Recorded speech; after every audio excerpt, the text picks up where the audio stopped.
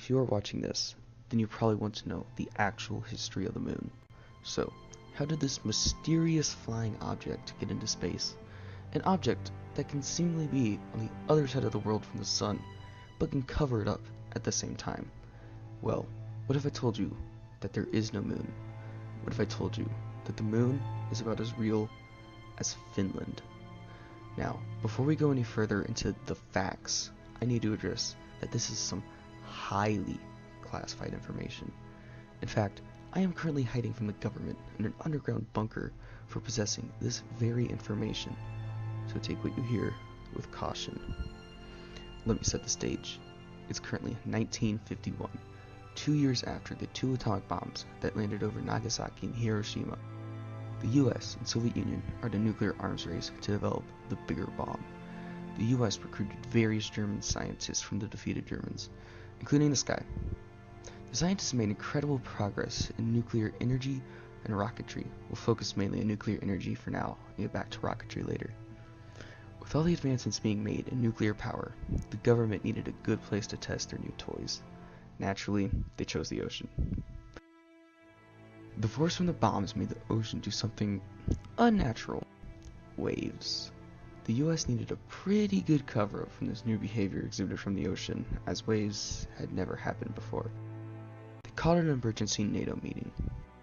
Nobody knows what was talked about, but we can infer that their solution was to contact the German scientists and make them create a giant hologram, one that looked the size and shape that would be able to produce natural waves in the ocean by exerting its gravity over Earth. Plans were set, and the location was determined for this massive project, a place in the middle of nowhere, Area 51. Since the hologram would be hard to see during the day, they decided to make it only visible during night, and they had to come up with a secret name for this project. They called it Moon, and since the Earth is flat, they only needed one location to set up the hologram. Since people started becoming very suspicious of this new random flying object in the sky, NATO called another emergency meeting. This time, it was for mind control and re-education. NATO started putting chemicals in the water as an effort to make the moon seem like it was always there. They also took over school's curriculum and forced teachers to teach about how the moon was always there. Their plan, as we all might know, was a resounding success. The Cold War continued until May 25th, 1961, when President John F. Kennedy announced plans for a landing on the moon. This made some Soviet sympathizers very mad at him for making the target literally impossible for them to reach. They devised a plan, and on November 22nd, 1963, John F. Kennedy was shot by the very men who knew the truth about the moon.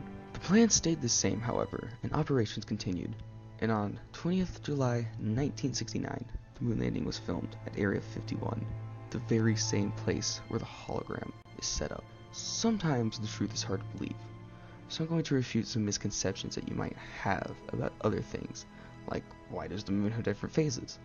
Well, this is a pretty easy one to refute. It takes a lot of power to run the hologram, and the US gives the battery a break. Another misconception is where does the US get the money from? And that I have to say is, why is healthcare so expensive? But what about the Islamic/Hijri calendar? It uses the moon phases for months and days. Well, what if I told you that not only did we invent the Islamic calendar, we invented Islam?